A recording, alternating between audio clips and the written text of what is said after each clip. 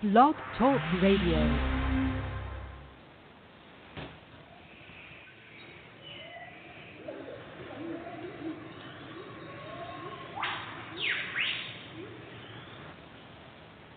Hello, everyone. I'd like to welcome all of you back to Ohio Exopolitics. I'm your host, Mark Snyder. Tonight we're going to talk about the mental fluidal powers. I'm going to play a few clips concerning current events, and then we'll talk about might of the thoughts, and then Atlantis and Lemuria. All the information that I discuss on the show, just about all of it, comes from Edward Albert Meyer, Billy Meyer, an 80-year-old man in Switzerland who has written about 50 books now on various subjects, one of which is the tremendous power of our thinking. And one topic that goes along with the tremendous power of our thinking is fluidal powers. Something called, these are mental energies that will rest in things around you.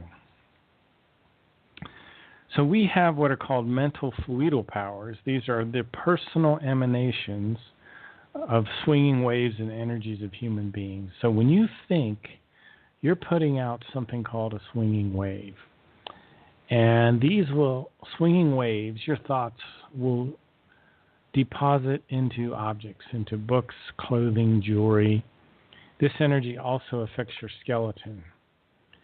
And in a sense, your character is actually deposited into objects around you over time. So your thoughts, your swinging waves, this energy that comes from the brain, is associated to your personality, to your psyche, to your feeling and thoughts. And again, they're deposited in the clothes you wear, in the furniture that you use and sit on, and to the walls and to the trees near your house. The energy of the mind goes into everything around the human. And the human can only perceive these fluidal powers in what's called a fine feeling way. If you have a piece of clothing, you may have a piece of clothing that makes you feel good. I have one. I have a sweatshirt on right now. For some reason, this sweatshirt makes me feel good. Don't understand why. Well, maybe I do. It's that I've deposited many positive swinging waves into this item. So these positive energies that are deposited in items which surround the human being, it makes the human being in like a world of his own. It provides a sense of security to him or her. When a person enters a house, they can immediately feel attracted or repelled. And the swinging waves of the people that live in the house, remember their mental energies, their thoughts are deposited into the walls and the beams of the house. Like I said earlier, a specific piece of clothing might build up a lot of positive, healthy fluidal energies. If you have jewelry, be careful, because if you have a ring, don't store it in a purse, because that ring can pick up fluidal energies of other things. So be very careful about things like that, because the power of your thoughts are stored in things all around you. Even bones that have been chewed by animals have these fine fluidal energies of the animal that did the chewing. Now, sometimes people see apparitions, and apparitions, according to my information, are the fine fluidal power which is made mobile by the unconsciousness or the subconsciousness of some person. Typically, the person is not aware at all that they are causing these apparitions. And the process takes place either subconsciously or unconsciously. In the United States, about 4 p.m. every afternoon, a ghost of a girl about 10 years old would appear in this house The child would sing and walk around the house. He would go to the garden and walk around. The child was actually an old lady. So the old lady would take a nap in her armchair every day at about 4 p.m. And during that nap, a strong memory of her childhood would kick up, and she would start to dream of living in this house when she was younger. And she was unconsciously activating the fluidal powers that were stored in the house, the powers of her thoughts. And this ghost was actually the mental fluidal powers of the older lady, these fluidal powers which have been stored in the house over many years. Now, if you've listened to this show before, you know Edward Albert Meyer. He's 80 years old. He lives in Switzerland, about 45 minutes east of Zurich, in a tiny mountain village called Hinterschmid-Rudi. And in Hinterschmid-Rudi, in the early years, a shadowy figure would dart around the house and end up making noises in the attic. When someone would switch the light on in the attic, there would be silence. There were fluidal powers that were stored in the house. The more liable a person is, meaning the more easily aroused the person is, the more likely these kinds of things can happen. Sometimes water and fire can be used to rid a house of the fluidal energies, but of course this can cause damage. So, these pure thought swinging waves arise from thoughts themselves. But what I've been talking about are the fluidal energies, and the fluidal energies arise out of the entire mental block. Pure thought swinging waves, they can have great power as well. And these mental swinging waves, they can be stored in objects for thousands of years. But just the thought swinging waves do not deposit in objects. So there's a difference. So the fluidal energies rise out of the entire mental block, as it's called, the subconscious, the unconscious, the conscious. If you just have the swinging wave of a conscious thought, it will not deposit into things around it. So it takes also the subconscious and unconscious to activate the fluidal powers. Now, churches and monasteries are places where these swinging waves and fluidal powers are stored. So imagine a church that's been around for centuries, a monastery. People go into these churches and they're in great anguish, like during funerals because a loved one has died, and you have 30, 40 people very sad in a church. All that negative energy is stored in all the furniture in there, in the walls, in the roof, and everything. And then the next day there's a funeral for someone else, and then the next day a funeral for someone else. And people come to these monasteries with big problems on their mind, and they pray about it, and they're fretting, and all these negative fluidal powers are dangerous. These fluid energies contain very strong negative powers that can impact people in a dangerous way. And a human being that is sensitive to these swinging waves can be very negatively affected.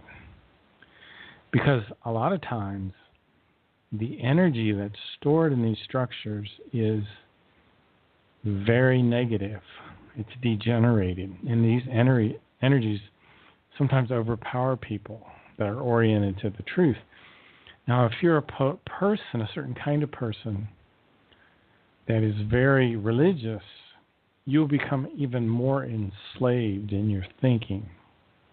A human being that is oriented towards the truth, on the other hand, can be very damaged and can even be killed just by going into these monasteries. So avoid these old monasteries. They are very, very dangerous. The information that I just quickly covered are on YouTube. If you look up Fluidal Energies, there's a guy from Figu named Michael Uderbrook who made these videos. They're very good. They have nice, relaxing music. You can listen to them while you do other things, but your subconscious will pick up on this information. And it can be very something that I think you will enjoy if you Google that and take a look at that, see if you can find that on YouTube. I am going to step forward just a little bit and play a few clips. Some of these are by David Icke, who I think has some good things to say in terms of what's going on with the global elite and the New World Order, and I'll just try to cover a few little things and we'll get back on track here.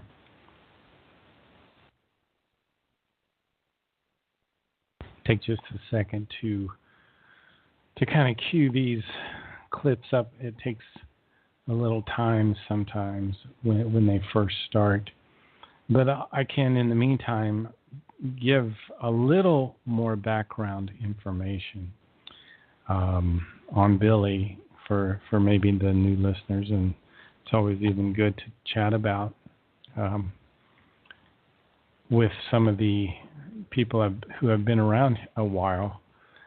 So Billy Meyer, his extraterrestrial contacts started around 1945 with a man named Spoff, who was an extraterrestrial human who initially started out having telepathic contact with Billy and eventually landed his pear-shaped craft in Switzerland. Let's listen to David Icke and I'll get back to the story about Spoff. Concluded that sperm counts are plummeting catastrophically to the point where the lead researcher was saying that if it continues like this, then there is a threat to the human race itself. Dot number 2 is this one, a article in a British newspaper, 800 children as young as 10 given sex change drugs. And of course, we've had this explosion of focus in this whole arena we call transgender in recent times. And the third dot, the one that might not seem to be connected at all, is this one. Will robots destroy us? This is a report, again widely reported around the world, of this spat between two of these high-tech Silicon Valley moguls, Mark Zuckerberg, the T-shirt at Facebook, and Elon Musk, a co-founder of PayPal and one of the leaders in this whole transhumanist high-tech arena. And they have very different views on the dangers or benefits of artificial intelligence. So there's 3 dots which would not appear on the surface to be connected. Like I say, 2 of them particularly. But let's start off with this collapse in sperm counts. This was a study, like I say, of 43,000 men. And what they did was pull together nearly 200 other studies and did an analysis of them. And they were basically focused in the Western world countries of North America, Europe, Australia, New Zealand. And they found a 59.3% decline in total sperm count in... Okay, let's get going. We have a very special hour for you. David Icke is with us, and as you know, all of you know, David has written some of the most magnificent and important books of our times, of practically all times, because many of the things David has talked about and identified, of course, have been used throughout organized social history to control and command and exert utter hegemony over humanity. That's what they do. The book is probably going to be an instant bestseller. It should be. It is entitled, and you can find it on the left-hand side of Rents. Just look up there. You'll see a banner for it. You can click and pre-order. Everything you need to know but have never been told. That is a great title. I wrote an email to David when I found out that he had a new book coming out, and I didn't know anything. Google, Facebook, Twitter, Yahoo, YouTube, PayPal, and a half dozen others run the internet now. Well, they're private enterprise, and they can take you off and censor you if they want to, because it's not a government agency. It's not protected by the Constitution. It's a free enterprise. Look, the big deal, of course, is the individual absolute addiction to smartphones. We've all seen it. I won't go into it. These people who use them can't put them down. If they're not holding them in their hand, they begin to go into withdrawals. No, I'm not kidding. It goes on and on from there. This is the new world order. This is the most original, technologically brilliant means of control of mass humanity that I could ever imagine seeing. And it's only going to get much more intense, much more complete, and just wait until they turn AI loose on all of us. And maybe on themselves. We shall see. Hello, David. Welcome back. Morning, Jeff. Good morning. Yes. So the book, Everything You Need to Know But Have Never Been Told. And when we mentioned this, you said, I've got it all covered in for some time now. And that theme, and it has so many facets and so many faces, can be summed up in one word, perception. Perception is the key to everything, and this whole web of control is focused entirely on perception.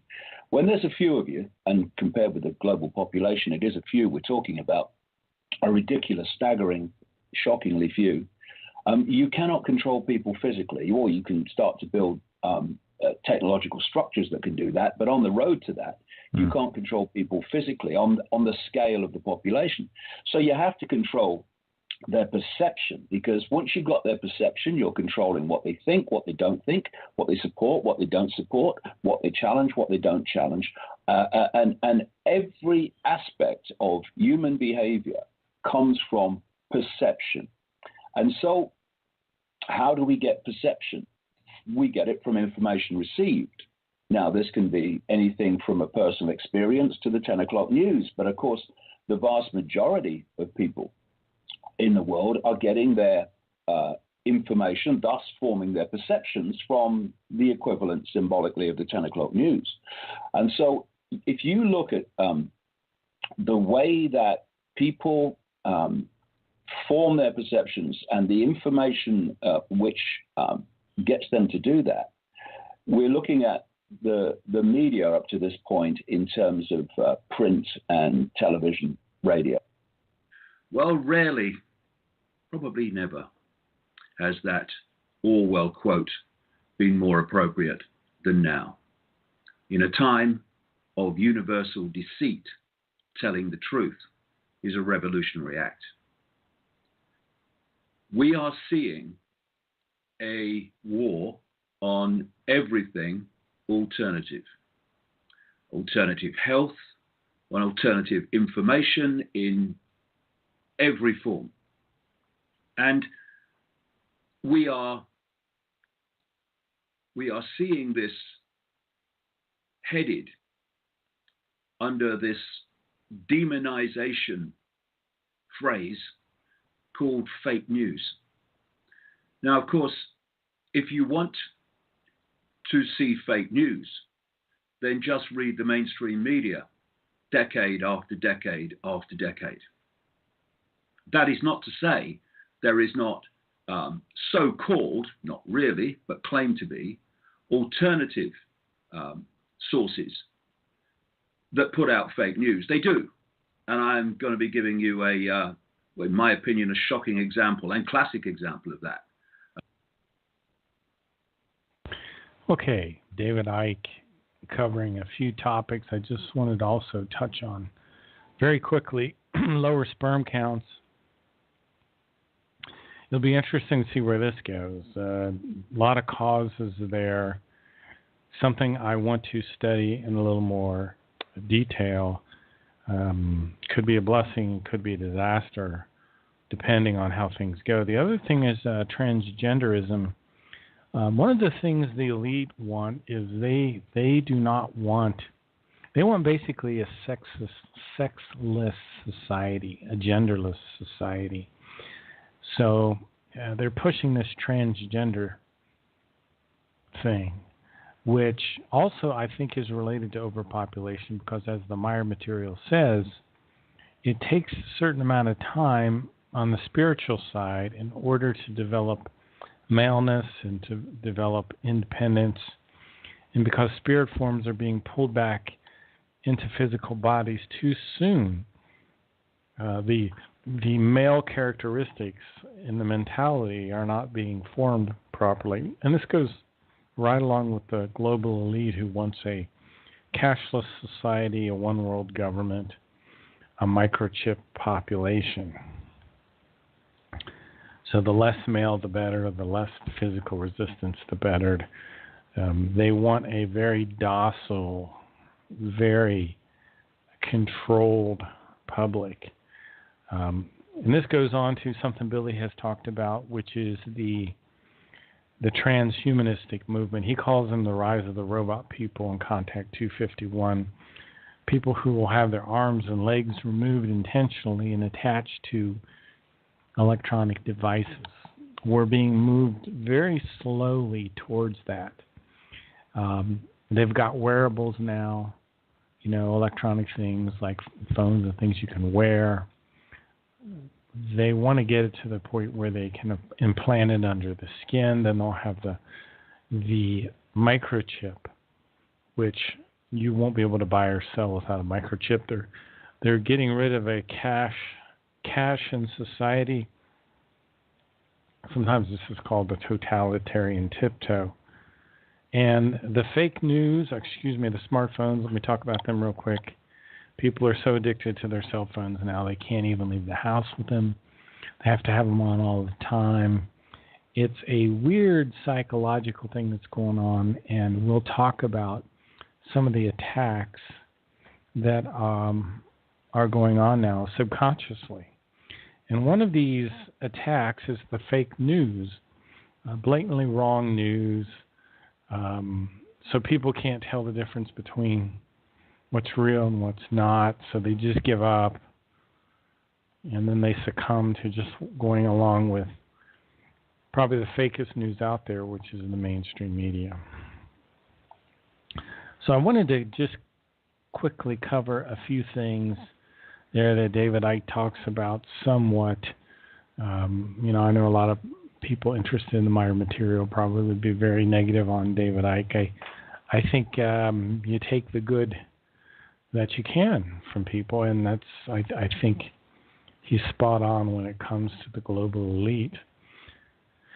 Now, I wanted to finish up on some of these concepts that we just brought up, and I wanted to talk about the subconscious attack on human beings.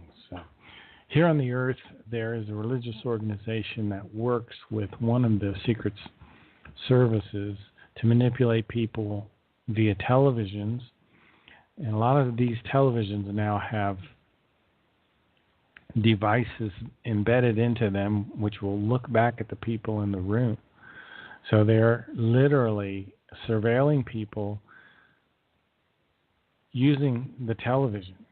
And Billy has even been affected by such things. It says it's even affected his writings. Televisions and computers are being steered, and this religious organization and the Secret Service is affecting people's behavior in a negative way. Some of Billy's writings that deal with religious and sectarian delusion have been affected by these impulses. So people are being manipulated via television and computers in this time of the year. When these crazy sales start on Black Friday, you can see people sitting out in these lines that go on for hundreds and hundreds of yards out in the cold, 4 or 3 in the morning, waiting to buy the next thing.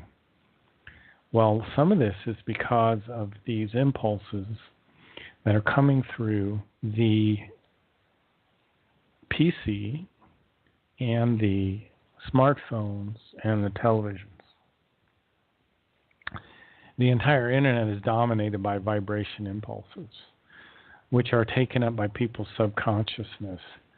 And these impulses steer people unconsciously to become violent, to become terrorists, or become very religious. So there are a whole group of people now that cannot control their thoughts. So that's why, one of the reasons why I like to spend a lot of time in this book called The Might of Thoughts. We think that we're acting according to our own will. However, many times we're being steered. It takes a very clear conscience to not be steered by these impulses.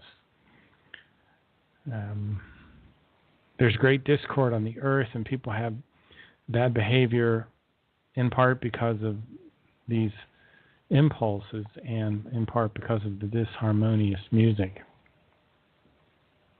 I know I sometimes think I won't even go to my gym anymore because of the disharmonious music in there. It wears on me very, very much. So we have 2 very important books, one called The Might of Thoughts and the other called The Way to Live. Both of these books are critical to living a successful life. And the Might of Thoughts book is very, very important because we are a people, as Elizabeth Moosberger has said, we are a people that are ill in our consciousness, the people of the earth.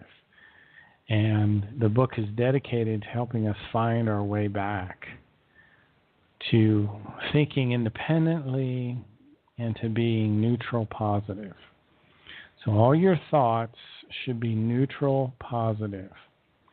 It's the neutral positive thoughts that lead to the good circumstances in your life. If you're not steering your thinking, then you're most likely having subconscious and unconscious thoughts which are going to lead you to being asarget or asartung or out of control of the good human nature.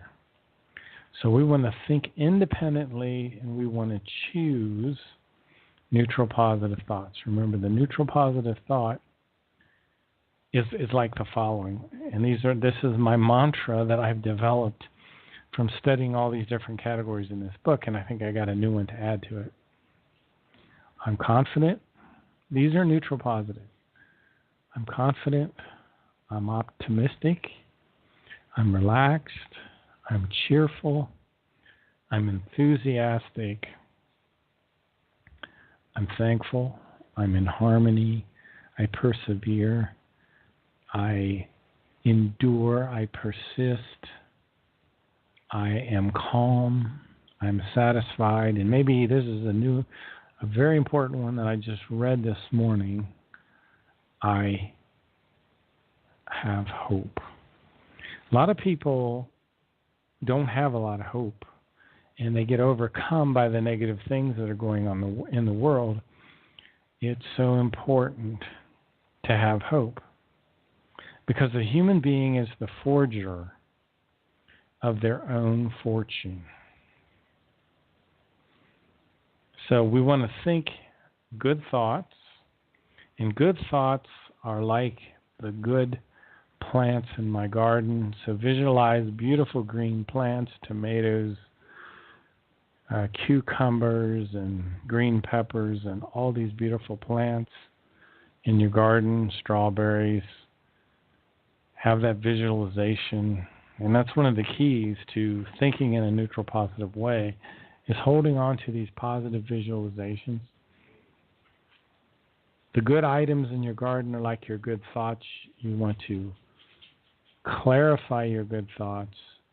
You want to practice these good thoughts. You want to have patience. And to clarify means to make less confused. Remember when I just identified all these neutral positive thoughts like confidence and optimism and cheerfulness and relaxed? These will help to eliminate impure thoughts, because it's the negative and impure thoughts that are eliminated in order to obtain space for the neutral positive thoughts. What did Emmanuel have to say about this? He said everything within the human being that is human, everything human within the human must die, but everything of creation within them must rise and embrace creation. Human beings have to learn to yank out those negative thoughts. Remember, we're talking about the garden analogy. Those weeds are not from creation. Pull those weeds out. Your consciousness is like a garden. Do not allow the wildly growing weeds to be maintained. Pull those out. Throw them out of your garden. These weeds produce negative repeating thoughts. Do not allow them to repeat, because you're building pathways in your brain that can lead to a very, very unhealthy state. So I'm confident, I'm optimistic, I'm relaxed, I'm cheerful, I'm enthusiastic, I'm thankful, I'm in harmony, I persist, I persevere, I endure, I am calm, I am satisfied, I have hope. So by doing this, you become the Lord and Master of yourself. You practice self-cognition. What you think, you make real. My good, positive, neutral positive thoughts create good circumstances in my life, and I'm the master of my own destiny. Good thoughts lead to good feelings lead to good habits produce good circumstances in your life. If you end up in the gutter, it's not because of some kind of tyranny. Now, we do go through these very, very difficult times sometimes. And one of the most important things during these times is learning to steer your thoughts. If you steer your thoughts, it lead to inner freedom and good circumstances in your life. I always remain relaxed and thereby gain might over myself. There was a prayer created by Enoch who says, "Do not throw me into confusion and delusion, but release me from my misunderstanding." Your thinking can rotate around an addiction in an everlasting circle. So be careful about addictions to certain desires, cravings for things, drug addictions, of course. Unconscious thoughts. Be careful. We have thoughts we don't even realize we're having. And these unconscious thoughts can bring about unconscious realities in your life that you weren't aware of. And many times, suffering is related to some form of wrong thinking in your life.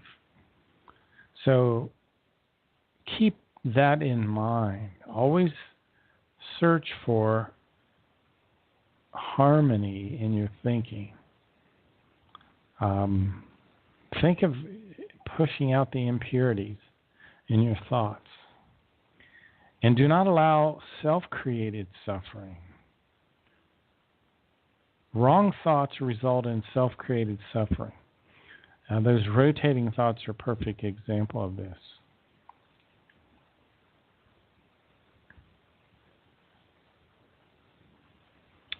So you need to control your thoughts. I need to control my thoughts.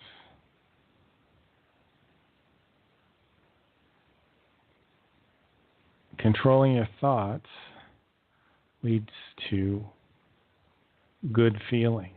Because if you have a negative thought, it often leads to a negative feeling. So analyze your thoughts. Also, know the difference between a feeling and an emotion. Because emotions erupt suddenly, without control. And these emotions can create thoughts as well. So be careful about anger and rage. Because anger and rage come from emotion. And there's a difference between the two. I think rage is a little more dangerous. Anger and rage often harm the liver. So we need to learn to protect our bodies from our thoughts. Because anger and rage can lead to cancer cells being created, particularly in the liver, the hepatocytes that can cause cancer cells.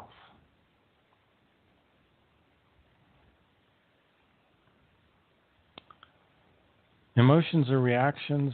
Emotions can create thoughts. Feelings occur because of thoughts. Emotions arise spontaneously, and they're hard to bring into control. They arise so quickly, they cannot be steered. Emotions are reflexive, spontaneous, while feelings tend to grow out of your thoughts.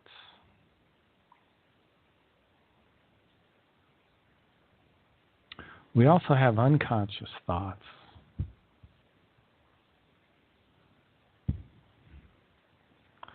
Beware when you have flattened feelings. These can be leading to depressions. Sometimes the negative thoughts stabilize and harden. Be careful about that. Don't let that happen. You must learn to think positively. Remember, I'm confident, I'm optimistic, I'm relaxed, I'm cheerful, I'm enthusiastic, I'm thankful, I'm in harmony. Depression is a low mood. Be careful of this thing that Billy calls flattened feelings.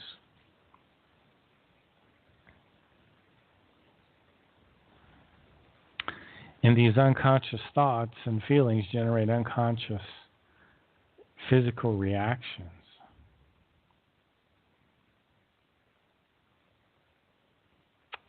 The unconscious is really your first interaction with reality, with the physical world. You touch your hand on a hot stove, it's your unconscious mind that pulls the hand back. Your conscious mind doesn't work that quickly. Your unconscious mind also is kind of a pre-processing.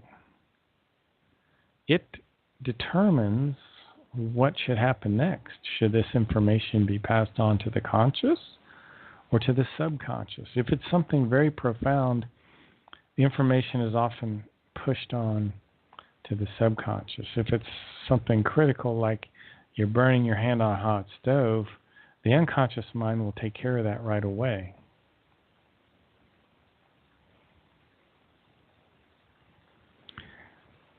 Askia, one of Billy's contacts, his second mentor, said that often humans can be an unconscious deceiver of himself. The unconscious mind can also affect your human body. The stigmata, these strange things that appear on people's bodies, the wounds of Christ as they're called, these are coming from the unconscious mind. The unconscious and subconscious are very powerful. That's where these apparitions come from. when our minds stimulate these fine fluidal energies, our minds are incredibly powerful. Now, feelings come from the thoughts, and you shouldn't really stifle or eliminate your feelings. They shouldn't be forced, they shouldn't be fought, and we also need to learn the difference between the feelings and the emotion. The feelings go slowly, they rise slowly, and they are associated with preceding thought processes. Emotions sometimes can be sparked by fear, anger, automatic thoughts. This is one of the biggest things I think I freed myself from by studying this book, is automatic thoughts, at least the negative automatic thoughts. This is one of the most difficult things to break out of, the automatic, rotating negative thoughts. If you have to listen to music, that can help a lot. Good music, harmonious music. Take a walk. Visualize a very good time in your life. A wish dream, that can help break the automatic thoughts. They operate automatically. They throw your psyche into a turmoil. It is the automatic thoughts which are the critical point, because through them, the feelings are disturbed, and also the psyche. It's the automatic thoughts which disturb the psyche. So look and check your feelings. Are my feelings disturbed? Oh, my feelings are disturbed. That tells you you had an automatic negative thoughts. This is a sign that you've entered into a kind of thinking that is not good for the psyche. If you have a negative feeling, like lack of hope, this can be an indication that you've started down a path of wrong thinking. So we need to break the pattern of the uncontrolled automatic thoughts. This can be done through meditation, having the mental strength to focus on something else, going out into nature. This is a bad habit, these repeating thoughts. These thoughts created a distorted reality. You can become unsatisfied by your negative repeating thoughts. This can lead to depression. And sometimes we can think of problems unconsciously. We all have problems in our life that can generate this kind of automatic unconscious thinking, so we need to examine which conscious or unconscious attitudes are causing our behavior. This is challenging because the conscious or unconscious ideas are not always immediately recognized. Sometimes it can be helpful to even create a diary of thoughts and feelings. I haven't done that, but that sounds pretty darn interesting. Because I know some days I've just had such good feelings.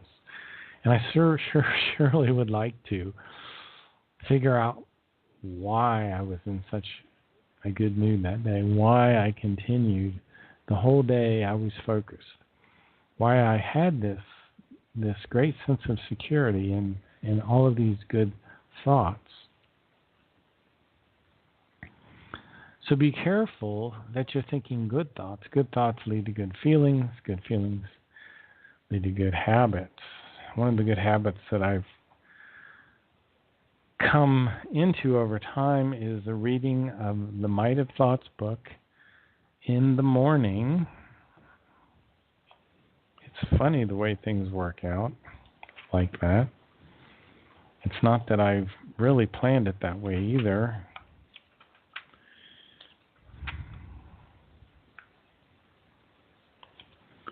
One of the most important things regarding problems, errors, and difficulties is the stance which you adopt. The right stance determines the form, the way you approach the problems.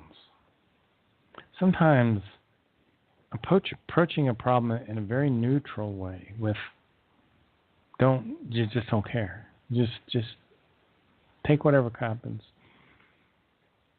Think in a neutral, positive way. Just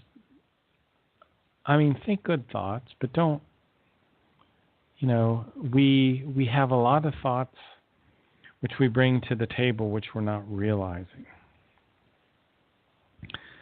Dismantle things down to the facts so you can solve the secrets in order to gain a progressive result. So get rid of the anxiety by learning the facts. Dismantle things to the existing facts.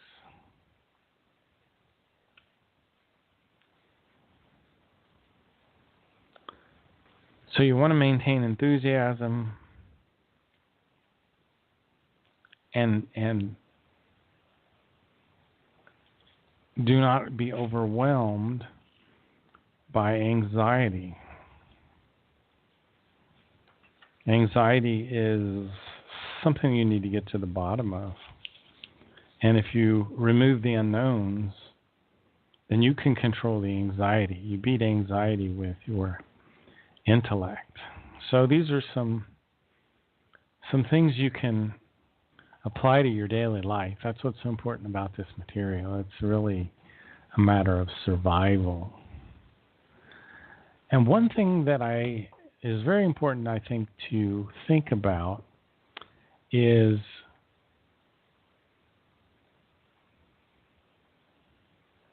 our past. And what I mean by that is we all have a past that's much bigger than what you realize. The average spirit form on the earth, I believe, is about 4 million years old. So that means, what does that mean? That means, remember, we have a spiritual consciousness and a material consciousness. Your spiritual consciousness is related to that needle point of energy in the middle of your brain called the superior colliculus. That's a fragment of the universal consciousness. That's the real you. It's the part of you that never sleeps, that never dies. It's the part of you that reincarnates. Now, according to the Meyer information, the people that Billy had contact with, Edward Albert Meyer, were called the Pleiadians. And the Pleiadians say that our forefathers were their forefathers. And the oldest branch of the human race that the Pleiadians have detailed information about is the Lyrians. And even Billy's first mentor, Svath, talked about the Lyran system when Billy was younger. And the Lyrians first settled in our galaxy. Well, they settled in a different space-time configuration, which I've been thinking about that. There are different space-time configurations in our universe, the Meyer material says. 7 different space-time configurations. I think of them as rooms. That's easier for me to understand. So in this house that we call our universe, there are 7 different rooms. And they're not really all about frequencies. You have to go through the door into the next room to go to the different space-time configuration. So the Lyrians settled in Lyra Vega, near the Ring Nebula. The Ring Nebula is in the northern constellation of Lyra. It's a shell of ionizing gas which is surrounding a medium red giant star, which is passing into the last stage of its evolution before it becomes a white dwarf star. Now, in Contact 238, the Ring Nebula was described as created by a king of wisdom who actually blew up a planet. And they look at the Ring Nebula and they named it, these Lyrians did, JHWH Mata. And Billy saw this Ring Nebula fairly close up. And he described it when he was on their mothership as looking like a gigantic eye staring at him in space. And in Contact Report 31, line 156, Ptaah said, "It is for us a symbol of evil lust for power and domination, a symbol of hate, destruction, human madness, that in contrast to other similar natural formations is the work of man. In Contact Report 238, line 692, it says, not only that in Ischwisch, God/King of Wisdom, created the Ring Nebula in his megalomania, which has since been named the Eye of God, but his most distant descendants finally came to the earth and terrorized the world here, and so on, which at any rate, as a rough measure, happened about 389,000 years ago. So about 389,000 years ago, the people from Lyra Vega came to the earth, and they abused the native earth peoples, who they called Evas. Eva meaning to bear, because they had to bear the suffering that these kings of wisdom, quote-unquote wisdom, did, and they abused the native earth people. They raped them and disfigured them. And another group from Lyra Vega came to the earth and put a stop to it and said, wait, you people have committed great crimes here, so we're going to take your technology away and we're going to leave you on the earth. And the planet you die on, according to creational natural law, is the planet that you reincarnate on. So there are people from Lyra Vega that are here today. And they were under a codex, which is no longer in operation now, but they were supposed to help the people of the earth with their evolution to undo some of the damage that was done. On a slightly different topic. Our solar system, by the way, has a twin star called a dark star, which is about 10 times smaller than our sun. And this dark star rotates around our solar system. It's about a light year or so away, and it has a long orbit. It takes quite some time for it to come around. Now these people from Lyra Vega, and I'm slowly trying to work my way to Atlantis and Lemuria. I don't think we're going to make it today, but Valyrians, you can trace them back to 110 million years ago when they were on a planet named Kados in a galaxy called the Nagaran, or the Nagaran Galaxy, which was 6.3 billion light years away from the Earth, that's so far I can't even imagine. So this galaxy was literally near the end of its life, so these people from Lyra Vega left the Nagaran Galaxy, and they came to the Lyran Galaxy.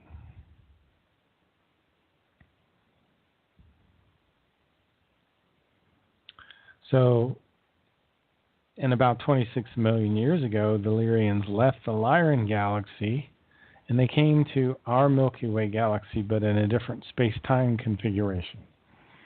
So they stepped through a doorway into kind of another room, so to speak. Makes it a little simpler, some ways to understand. The first extraterrestrials who came to the Earth were not the Pleiaren, but humans from worlds that exist within another dimension in the area of Lyra Vega systems.